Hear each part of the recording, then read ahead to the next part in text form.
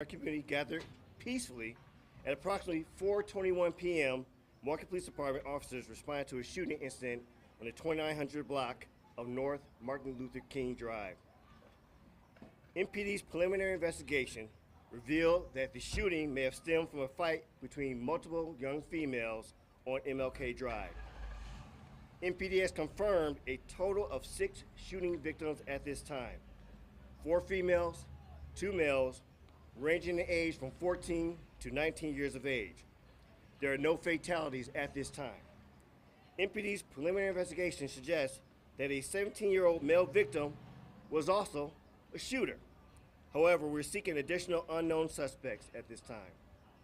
Anyone with any information is asked to contact Milwaukee Police Department at 414-935-7360, or to remain anonymous, contact Crime Stoppers at 414-224-TIPS. I'd like to take the opportunity to thank the MPD family in regards to the work that we did with our community today. More specifically, I'd like to point out Captain Sharonda Grant here, who worked with the Office of Violence Prevention and many community partners in helping to stem down what could have been really a serious day with more violence in our community after this event. I'd like to make this point and make it very clear. Milwaukee, what's going on with our children? Parents, guardians, elders, we need to engage and ensure that this violence that our children are bringing to these streets cease. No handgun, no weapon of destruction should be in the hands of our young ones.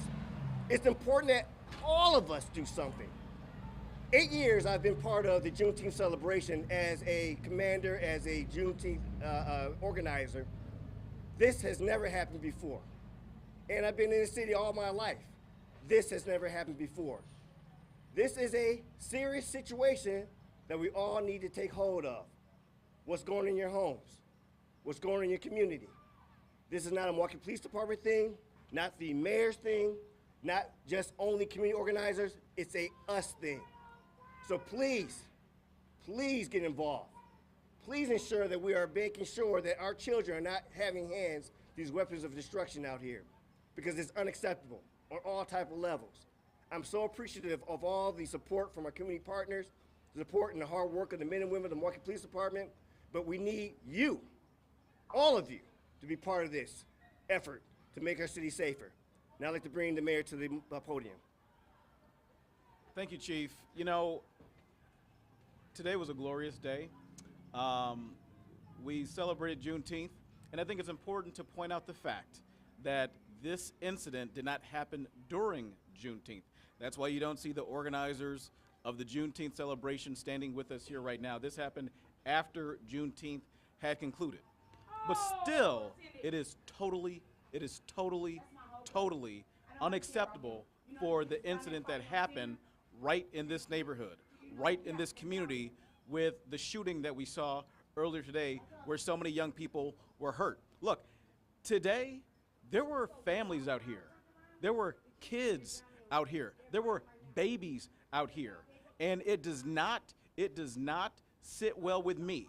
It does not sit well with the people who live in this neighborhood. It does not sit well with the men and women of the Milwaukee Police Department. It does not sit well with all of our community partners on the ground for folks to think that it is okay to take a gun out in a densely populated area and fire shots off.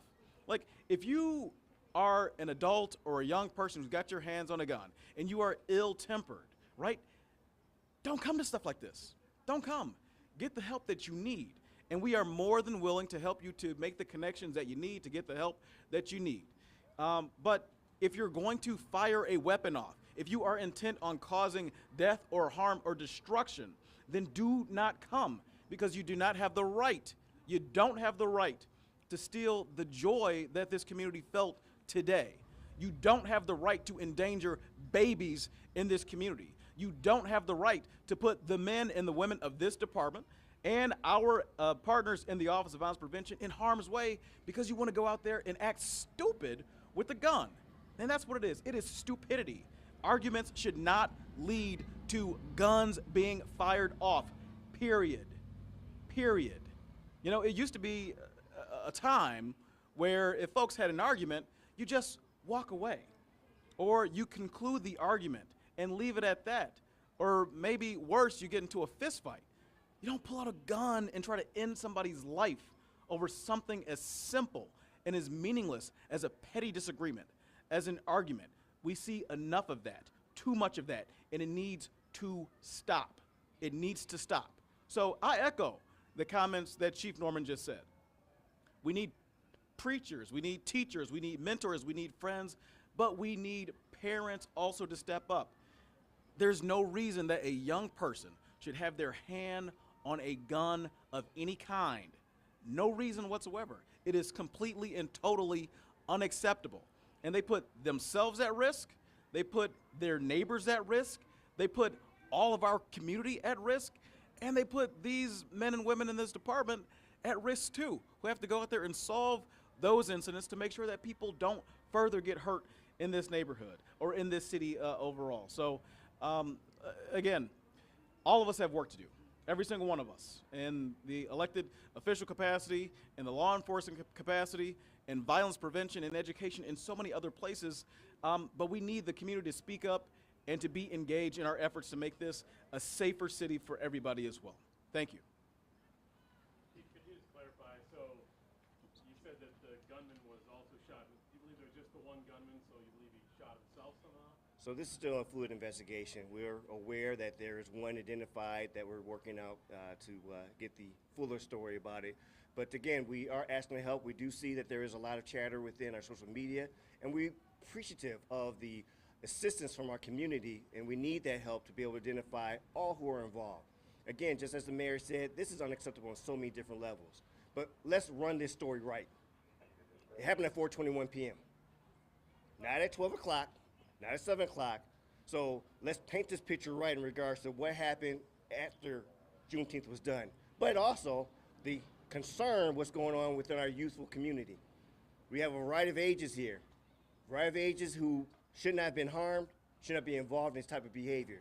And we need to continue to put all our efforts to ensure that we address this type of concern, this urgency now for this concern. Chief, is that 17-year-old who you believe was a shooter in police custody? Do you all have them?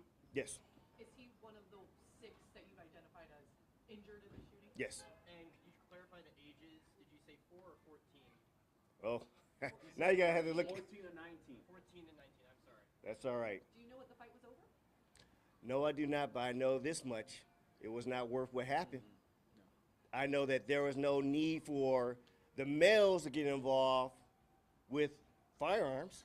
So no matter what was going on for that little argument, firearm violence is not the way to solve that. Absolutely not. Chief, you mentioned this earlier, but what's the reaction having this come at the tail end of an otherwise a peaceful and positive day? I will hope this will make the community lean into this. You cannot allow these type of situations to say, well, I'm not just going to do anything. That's an unacceptable alternative. I'm so proud to have the mayor here and have the men and women in the Milwaukee Police Department. We work day in and day out in regards to the protection and make sure that we are leaning into this particular concern, but we can't do it alone. These men and women behind me work 365 days a year, 24 hours a day, 7 days a week, no holidays off. But the community also needs to understand that these kids are having these weapons inside their home. These kids are hiding them around the house. What's going on? How are we putting forth the effort to ensure that they're not going to harm someone tomorrow, the next day, or themselves? This is a story that plays out too often, and it's getting really old. Really old.